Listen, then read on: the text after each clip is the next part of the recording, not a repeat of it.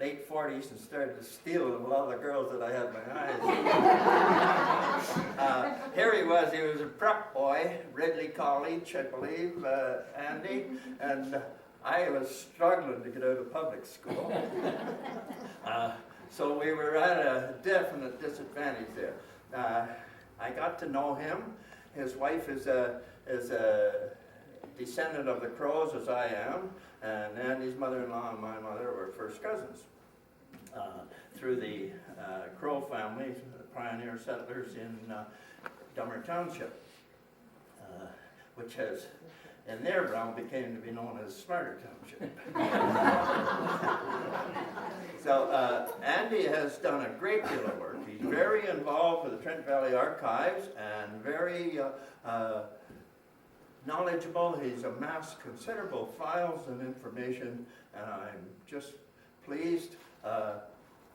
As I mentioned, he married a Lakefield girl, Alma Cherry, Clarlin and Helen's daughter, and I know she'd be very proud to know that her husband was here to address the Lakefield Historical Society tonight. With further ado, we thank you, and Andy, please entertain us.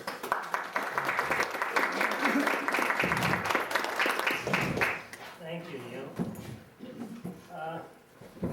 What I have tonight is in three parts. The first thing I want to tell you is how I sort of got involved with Lakefield.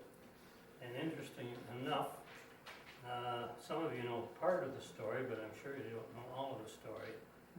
First was I was about 10 in the mid-40s, and my father decided to borrow a boat and take myself and my three of my Robertson cousins and travel down from Stony Lake, which I had cottaged from since I was born.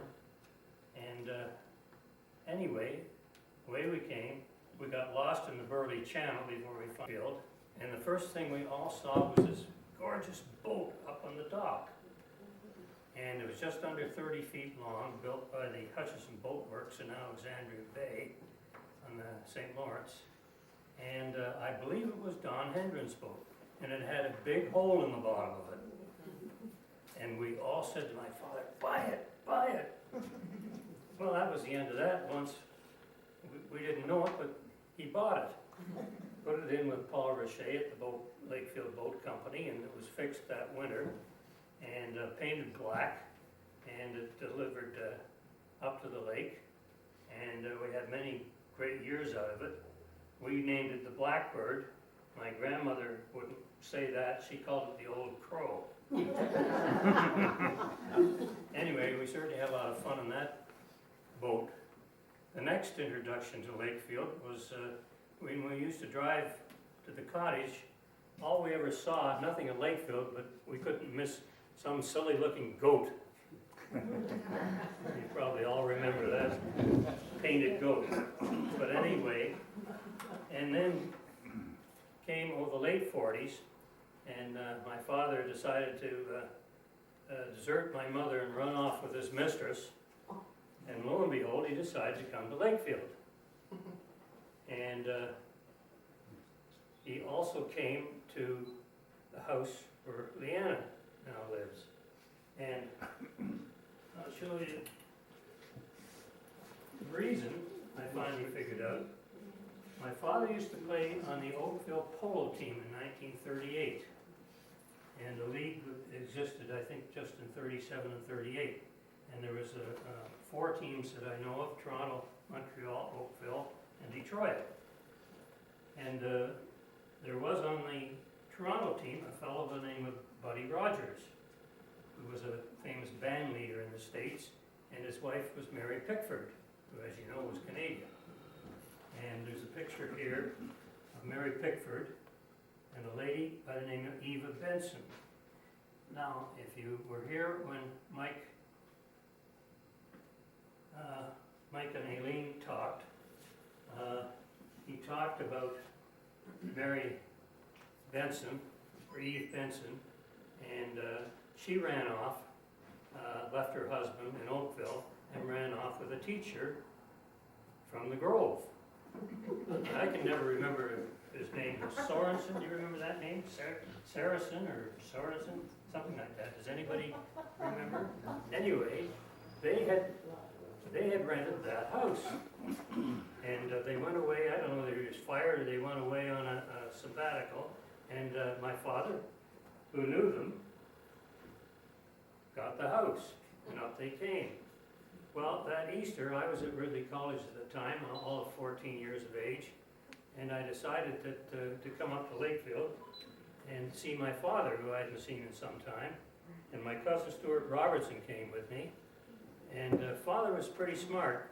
He made sure we met a couple of the young ladies in the district. Neil mentioned that, one being Nancy Dowd, and the other Pat Nichols, right? Anyway, I decided, of course, that I was going to come back to Lakefield, which I did many times. And a matter of fact, up at the lake that year, being all of 14 years of age, and I'd like an honest answer from everybody. I used to get the family car and drive into Lakefield without any license whatsoever. How many of you people here was able to drive the car before they got a license? Put up your hand. There's a few of you, the rest are liars. You wouldn't dare let your kids or grandkids do it today, but we got away with it. Anyway, that was my real introduction to Lakefield. And then, of course, later on, had married Alma, who I'd met up at the lake, that clinched Lakefield. Anyway, the second part is I'd like to talk about the articles and so forth at the Trent Valley Archives that pertain to Lakefield. And I was surprised. I've been looking in the last couple of weeks, and it's tremendous inventory. And Trent Archives, when I started with them a number of years ago, I think they had 4 collections, and they were fairly large collections, and they were housed in the St. Peter's Elementary School down in their basement. And access to them was not very good. We had to have special permission from the bishop and so forth to be able to get in there. So the public didn't really get a good chance to look at them. Besides, Howard Pamet's collection is more a collection of books than anything else, which we still have. And Elwood Jones won't let us get rid of anything. But anyway, it wasn't long after that we branched out, and now that we have our own place, we just took in the 355th collection. So it's just enormous. We're running out of space. We was able to get a free school portable, which is now on the property, and we had to build a pad underneath it to put it on, but now it has to be insulated properly, and probably about $50,000 or $60,000 worth of stuff. So we were hoping it's going to be ready for this summer, but it probably won't be in the fall now. Anyway, in the collections, oh, by the way, if none of you have seen a polo mallet before, I might pass it around. This was my father's polo mallet, 1938.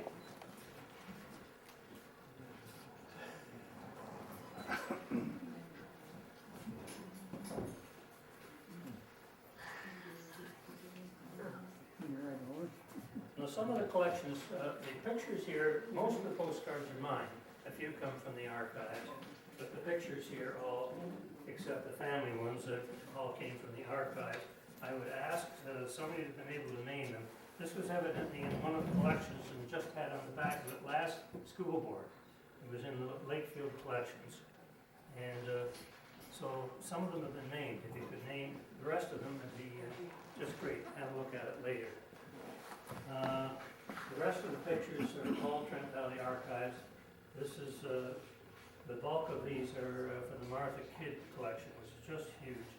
Martha, is collected, of course, she's in her 90s now. And if you recall, she wrote a book on houses in Peterborough. She's written a couple of books. And I was surprised, I was just looking yesterday, and though she did a lot of Lakefield, a tremendous amount of Lakefield houses, she's also done a ton of, of course, she wrote a book on Peterborough, which I think there's 1 or 2 Lakefield houses in. And but there's an inventory of most of the houses of Lakefield, certainly the older ones anyway. Probably done in the 50s or 60s. And as I say, Otonabee, I haven't looked, but I suspect that she did other townships too. So it's a very worthwhile collection. And of course, as you probably know, Bob Dillodon wrote quite a bit on Lakefield houses too, which are also at the archives in Peterborough. If you don't know where we are, it's, you know where the zoo is. That's Carnegie Avenue. We're up the top to the first real intersection, which is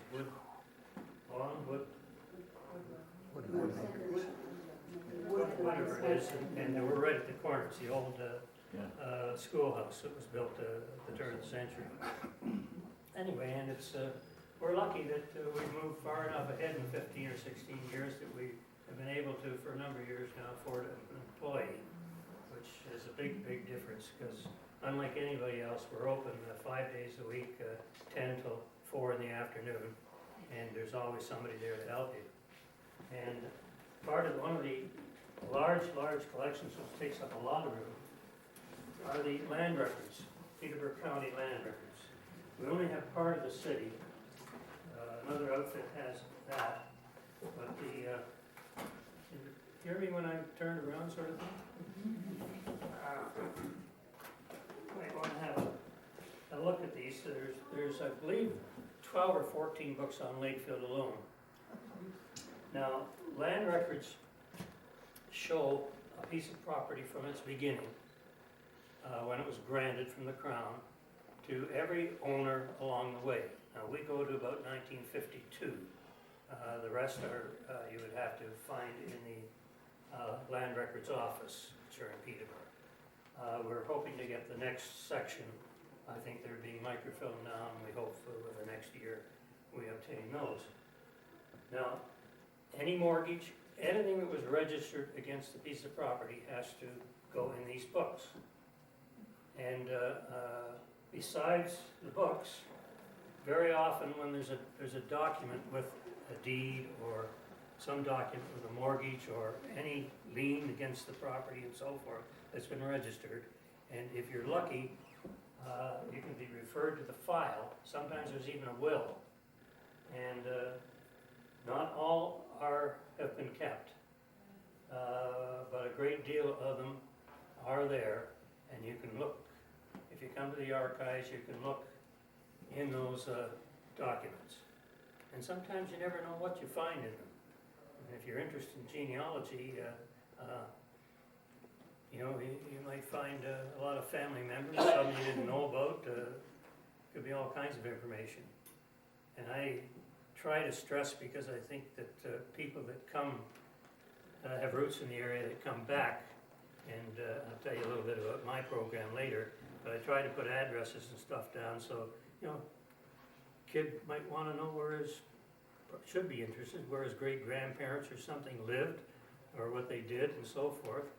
And you can use it as part of a story of your family.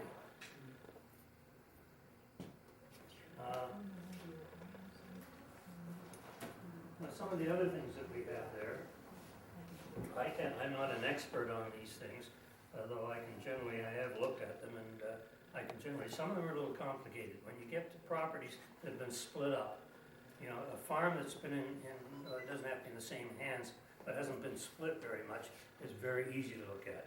But if you're in the town of Lakefield and a big piece of property became smaller and smaller, you might find 5 places on the same page. So you've got to sort it out. Another alternative you have, you can always, if you buy a house, you know your lawyer's going to look into the past of that property. They have to virtually guarantee the title, and so they then generally do a search. So most lawyers who do this sort of thing will search a property for you. Price is probably around $100 or so. If you run a preliminary search and don't think you can do it yourself, Diane at the archives will do it, and she says that she charges about $30. Unless it gets very complicated, and she'll let you know if it's more. But it's fun doing it yourself if you can. Patience you need, right? A lot of patience in into family history or researching just history. Some of the other things that are at the archives. Now, I haven't looked at all these things, but things like an archaeologist's report on the Moody Farmstead site. Lakefield fire insurance plans depicting the village of Lakefield dated 1911. There's maps and everything. A collection of yearbooks from Lakefield High School, almost an entire run from 1969 to 2003. Well, I donated those when, if you recall the 50th anniversary a few years ago at high school, some nice young lady in high school was selling the inventory of the yearbooks that they had in the basement here somewhere, and I bought every one there was. So it'd be nice, and I would think that the Historical Society would like to collect something like that, and should probably try. I'm sure some of you have. We'll pick them up. I'm just hoping you'll get extras that we don't have. We can pick them up. Anyway, it's probably a worthwhile thing. The other thing that I'm very disappointed in, and I don't know whether you've collected any, are the Lakefield newspapers over the years. Now, the Peterborough Examiner, we have copies from microfilm, and the microfilm costs, I think it's up to about $90 a film now. And the early years, there's quite a few years on a film, but when the advertising came in and got bigger and bigger, you know, if you bought last year's, it probably took 20 reels just for 1 year. But anyway, we probably have from various sources probably the best collection of Lakefield newspapers. And I would think that, you know, today's, I keep stressing to people, what doesn't seem that interesting today is going to be interesting 10, 50 years from now. And if you're going to have an archives, you should be saving this sort of stuff. And probably most of you get the Lakefield newspapers early. Somebody could be putting them aside and maybe every 6 months just hand them to the to where the archives are housed at the time. Because they'll be, they're not on microfilm. None of the small towns have been put on microfilm, so they're lost. Now, for instance, Lakefield itself, I asked many years ago, June Hellwood, when she had the Lakefield Leader, I said, do you have any old copies? She said, I gave them all to the library. And I don't know how extensive they were, but I looked into them, the library threw them out. So you don't give stuff, libraries haven't got room for any of this stuff, that's not their mandate. They want, and that's why they have sales all the time, they get rid of all their old books to get the new ones, because the public want new books. And they've only got so much room. Well, you know what happened to the library here, they got overweight and they were sort of banned for a couple of years, where the building was fixed. And so it's things like that you got to save yourselves. And they're great research material, really are. Some of the small town newspapers aren't as good, but Senball Publications, I guess it still is. They were all used to be individual, but they bought out Havelock and Norwood, and it must be 8 newspapers they had. So virtually the newspapers are the same, with the exception of one insert page. But the obituaries used to be far better in the Lakefield paper than they ever were in the Peterborough Examiner.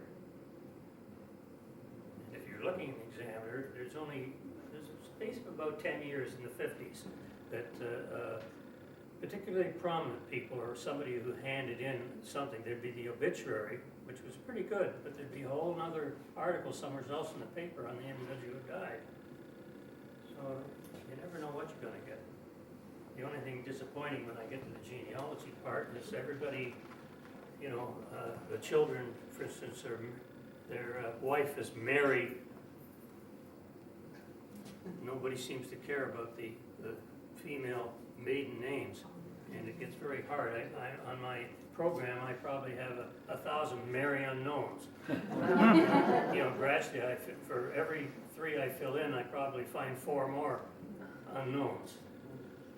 But anyway, the Lakefield papers are pretty good. They're not complete by any means. Directories, we have a tremendous supply of directories, more Peterborough than anything else, but some of the old directories, there's a part of one up here, have Lakefield in. And Stan,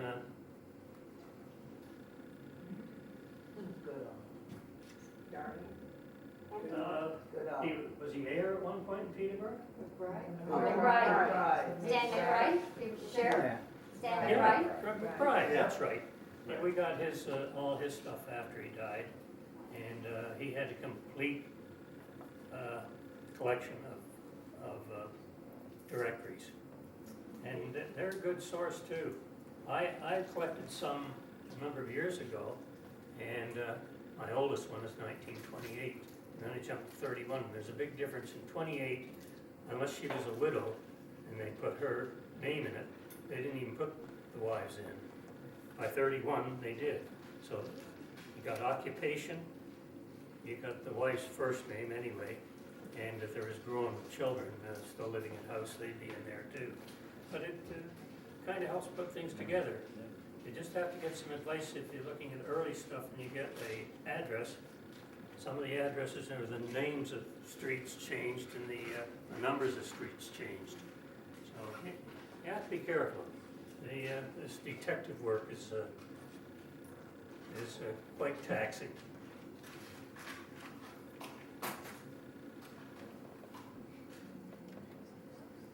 We also have, we have some railway stuff, Grand Trunk Railway, which of course used to come into Wakefield. I guess I was born in the car age, so we always drove to the lake. It was all the back roads, particularly when I used to drive with my mother. We took every back road because she knew where the best wells were to fill up her ride. The only 8-hour trips from Toronto to the lake that I ever had.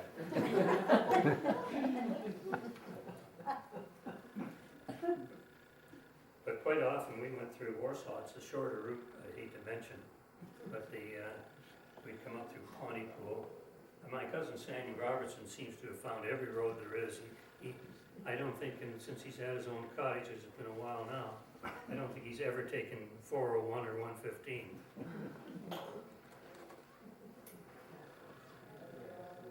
I put quite a few of my own collections there.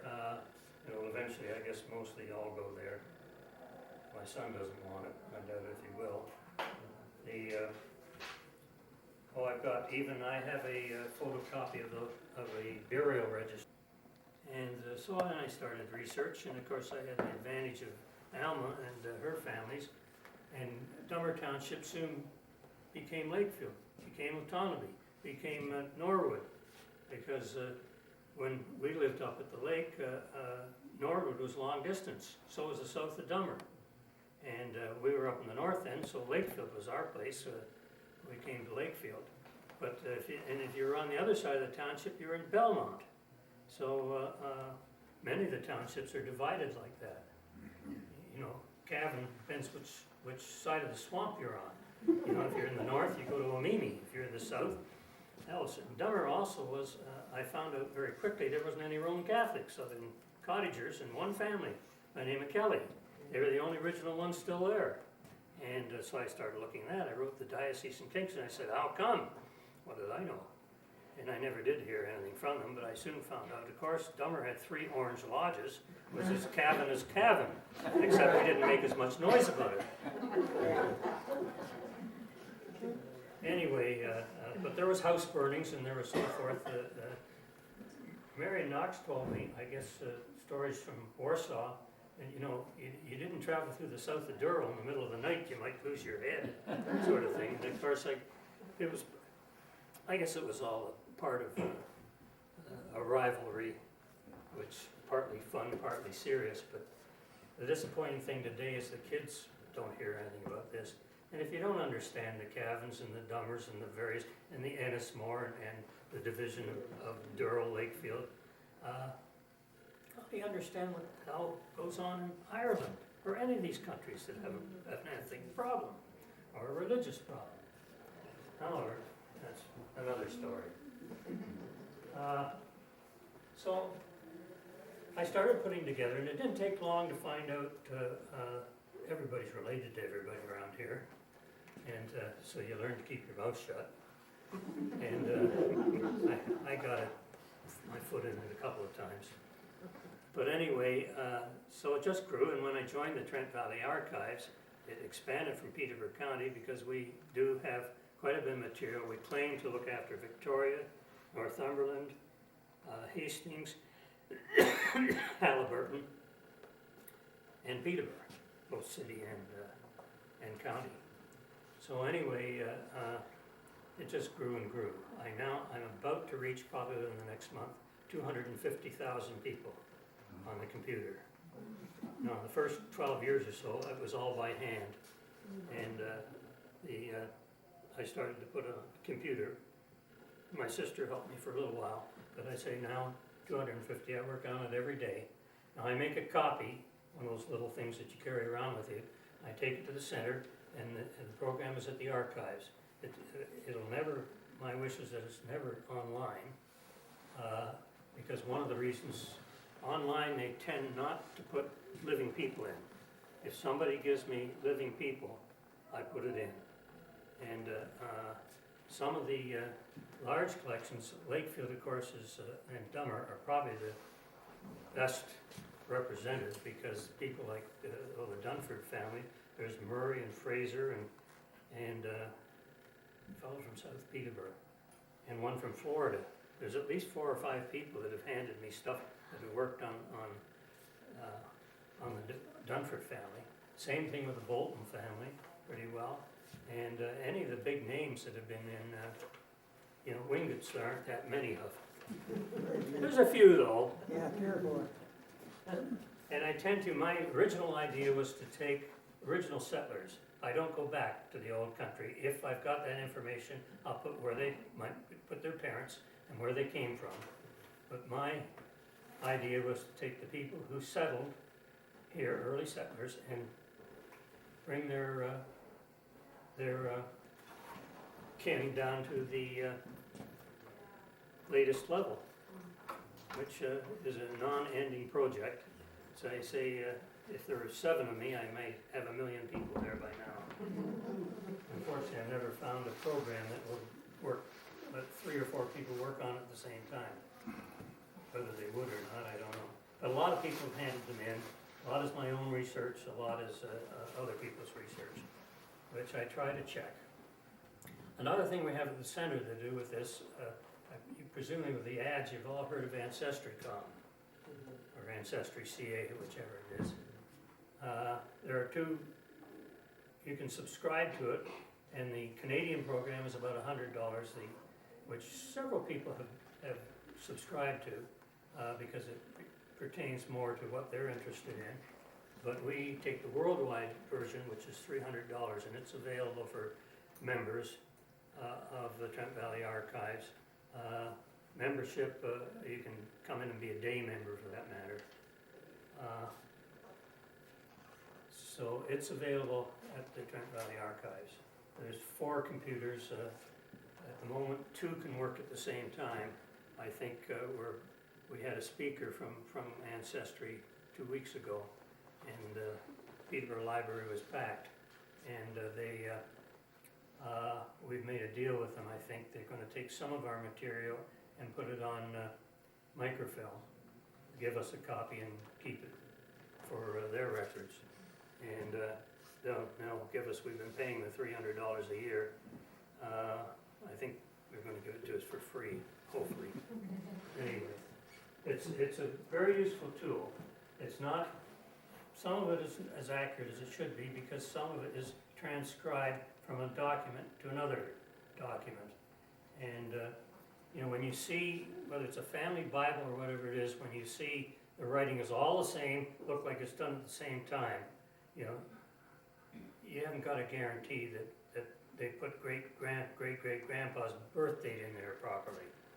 So I'm a little leery of some of those. I put it down, that's the only date I got, that's what I got, until I find something better. And sometimes you got to take what you have. But I think more important for most people are relationships, not so much the accurate date. I like accurate dates because you can sit and think about, I was born in such and such, 9 months back, what were my parents doing? You know, where were they? You know, was that the night the lights went out? Those kind of things that when your mind wanders like mine does, that's what you do. Anyway, I think that's about it. Oh, there's one thing that might interest you. The annual meeting of Trent Valley Archives is in a couple of weeks. That's not even a couple of weeks, May the 4th. And our speaker that night is Pat Marchand. And Pat is local history buffs will find plenty of food for thought at the presentation of the Journals of John Graham Weir. And he's from Otonabee Township. I don't know whether any of you know the Weir family. Gentleman farmer and devout orangeman of Otonabee Township, owned 233 acres on the Keene Road north of Assumption on the Crawley Line near Corrigan's Hill before he retired to Main Street in Peterborough, where he died in 1925. He kept daily journals for 45 years, and which are pretty extensive, and they've been donated to the Trent Valley Archives, and Pat is going to speak on them. It should be interesting if any of you feel like driving down. It's in the has anybody seen the new at Highland Park Cemetery, the new center they built there? Yes. I haven't seen it yet, but I gather it's quite nice. And anyway, it's there, and it's. She got a time down here, 7 p.m. Well, you don't. I assume they have lots of room there, so it shouldn't be a problem. Last year we had at St. John's Anglican in Peterborough, and we had it was when they found the boat in the empty lake. The fellow was speaking on that, and you couldn't get in the door. People were out in the hall, and it wasn't a very big area. So I don't imagine that'll be a problem this year. And the first 20 minutes is going to take up the annual meeting, so you don't have to really rush. But that's not always that interesting thing to go to. Just go to your own. Anyway, I think that's about all. As you see, I brought a series of pictures which most of you looked at. I would sure like to find the rest of the names for here. Most of the pictures are self-explanatory. I thought Jim Sloan might be here. I found this picture, the whole Sloan family, with Alan and cousin Dick Lilly in it too. But they're all there. Sort of interesting. I thought one of them might be here tonight. Is there any questions that I might be able to answer? Hopefully not. Anyway, I hope you enjoyed, learned something.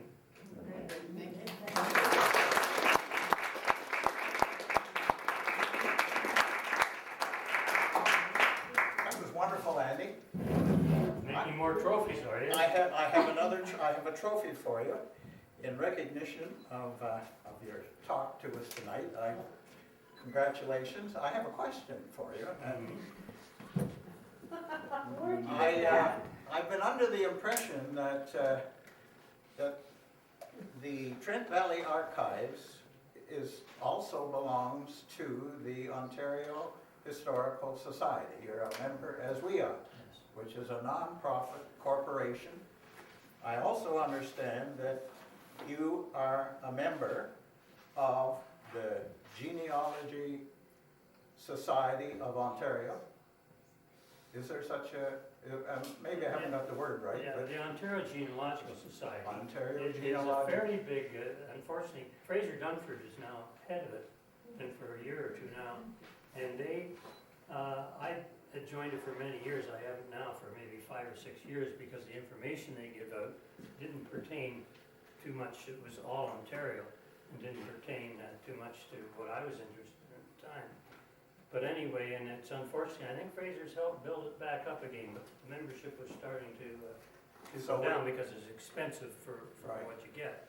But they do put out some good literature. They have, you don't have to be a member to go to their library, which is the North York Library. I think they have 1 or 2 floors in the North York Library, right on Yonge Street in Toronto.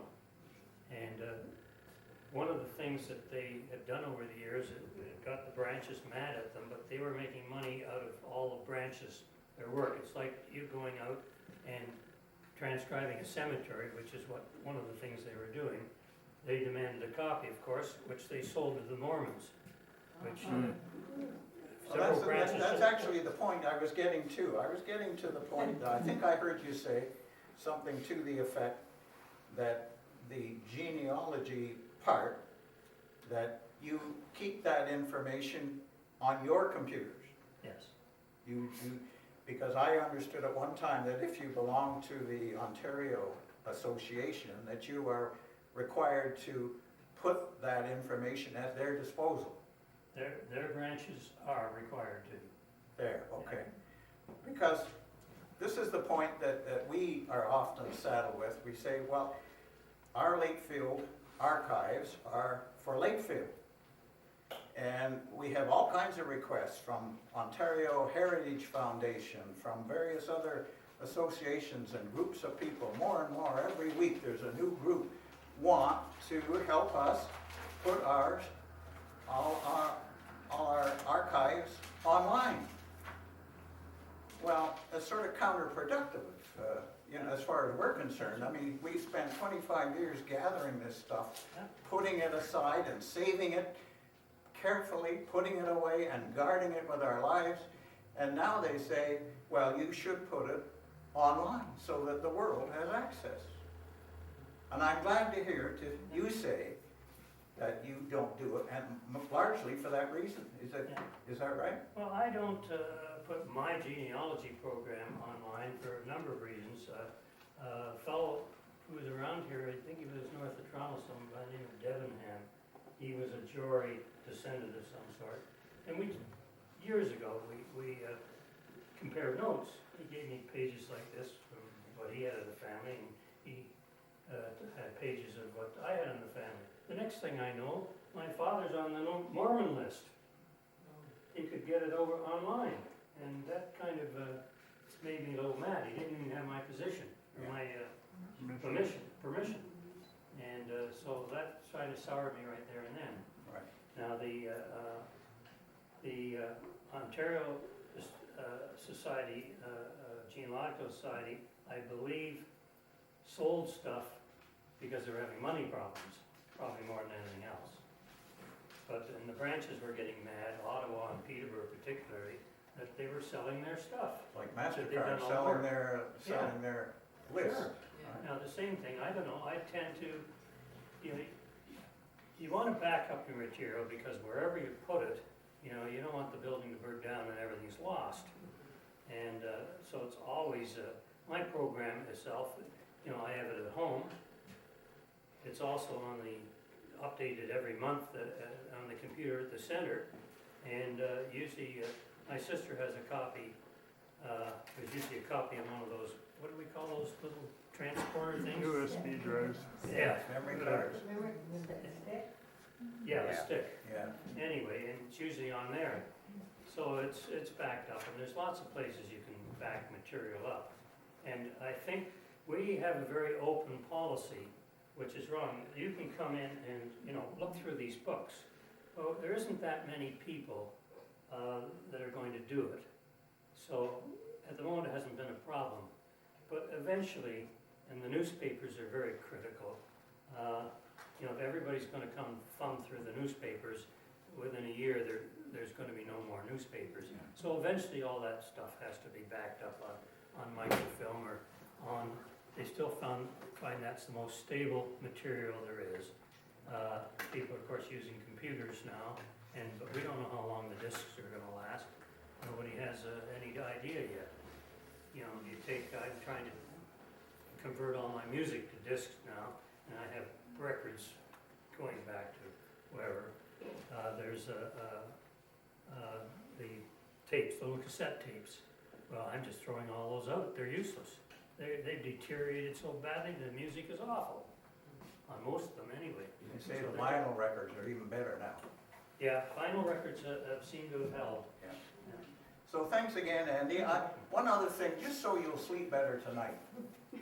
You should know that our archivist, Sheila, she takes great pains to clip nearly everything there is out of the newspaper, including obituaries, and keeps a running record of every article from every newspaper, the local newspaper, and she keeps a wonderful record of it all. So I thought you should know that so you would feel better Does tonight. she do Peterborough too, or just Lakeville?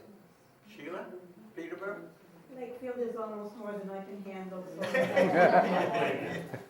Well, I No, had- but he means the Lakefield, or the Peterborough paper. No, I don't do the No. Peterborough paper, but I would clip out Lakefield things from the Peterborough paper, the Dummer News, Snap, Yeah, that's what I mean, yeah. the Connection, you name it. we have, I think, a complete collection of Dummer News. But you're lucky, and when you start, if you can get other people to do things for you, I got Helen Cherry, my mother-in-law, to clip all the old bits out of the Peterborough paper, and we started in 1980. So after 10 years, no, I did it twice. Yeah, about 85, and then I did it about 1990. And I cut everyone individually. I put them in A's, B's, and C's, and eventually I took them all out of the envelopes, and I put them all in the machine, and a photocopy machine. I gave a full copy to the Lakefield Library. I gave a full copy to the Trent Valley Archives. I gave a full copy to Cara in Peterborough, and I think there was one more. I think the Peterborough Museum got one too. So we started then, and then after that, I stopped, but the Mackenzies, Mary Ann, while she was alive, and now Don and Alice continued on, and they put it to computers. So we've got 1980, almost a complete set of, at the archives of the obituaries out of the Peterborough Examiner. We also have a fairly good collection of local newspapers that we've been given by the former owner of the paper, the widow. And so we are trying our best, but we don't have that paid employee that you have. You're great. It made Great a luck. big difference, and Yeah. you're a long way away from that. So Put thank you. membership to $100 and you might get there. So thank you once again, and help me thank Andy again.